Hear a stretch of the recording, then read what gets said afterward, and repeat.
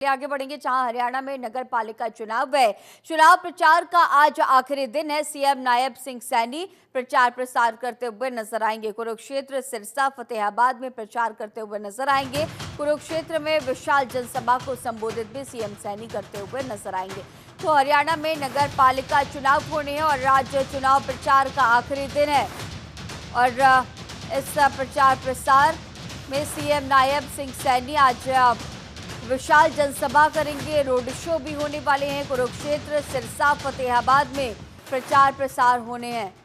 CM Nayab Singh Saini प्रचार प्रसार करेंगे। कुरुक्षेत्र में विशाल जनसभा को संबोधित करते हुए सीएम सैनी नजर आएंगे। हरियाणा में नगर पालिका के ये चुनाव होने हैं, तो चुनाव को लेकर के सभी दल एड़ी चोटी कदम लगाते हुए नजर आए और अब आज खुद सीएम सैनी चुनावी रण में होंगे।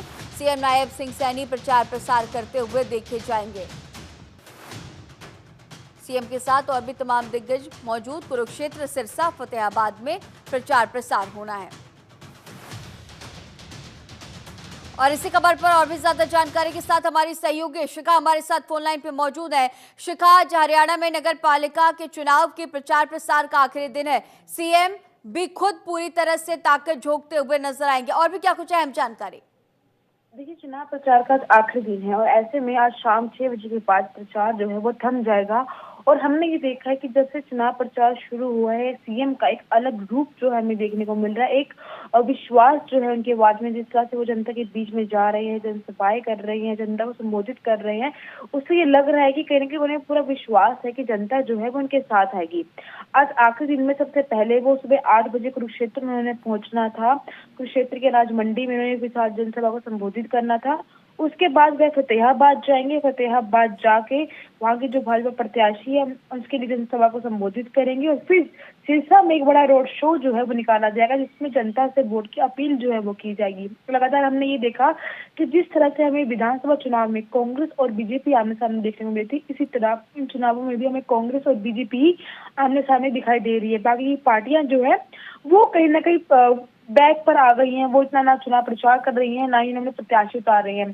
पर बीजेपी जो है वो हर एक मुद्दा जो है वो उठा रही है।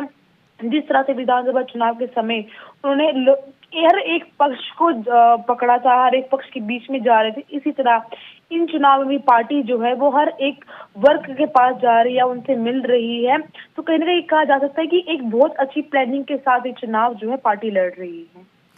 शिखा, इसके साथ ही दिल्ली की सीएम भी पहुंचेंगे आज, उनके भी प्रचार प्रसार हैं, और तो नवनिर्वाचित सीएम के पहुंचने से और भी किस तरह से माहौल देखा जा सकता है? बीजेपी की पूरी तैयारी और स्टार कैंपेनर के तौर पर अहम योगदान देती हुई। देखिए, अब खबर ये है कि उनका जो दौरा है वो कैंसिल हो गया है। वो सीएम जो है दिल्ली की वो आज नहीं जा रही हैं।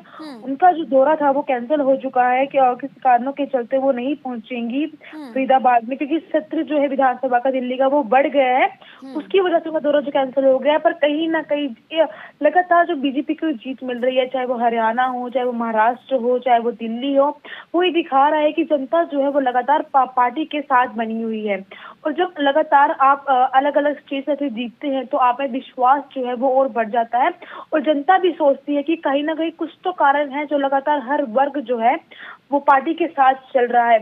चाहे सीएम दिल्ली की आज फरीदाबाद ना पहुंच पाए, पर कहीं ना कहीं जिस तरह से वो जो जीत की आई है, लोगों में एक विश्वास है। और फरीदाबाद जो है वो दिल्ली से सटा हुआ एरिया है, तो कहीं ना कहीं लोग वो देखेंगे किस तरह से सरकार बनते ही दिल्ली में काम बनने शुरू हो गए हैं। यमुना जो है वो साफ होनी शुरू हो गई है। तो इस सबको देखते हुए जनता जो है वो अपना माइंड सेट करेगी और 2 तारीख को होने वाले चुनाव जो है वो किसको वोट देती है वो देखने वाली बात होगी। और 12 तारीख को सारे रिजल्ट जो है वो क्लियर हो जाएंगे। ठीक है शिखा, आगे भी आपसे अपडेट्स लेंगे। फिलहाल तमाम जानकारियों के साथ बने रहने के लिए आपका बहुत शुक्रिया।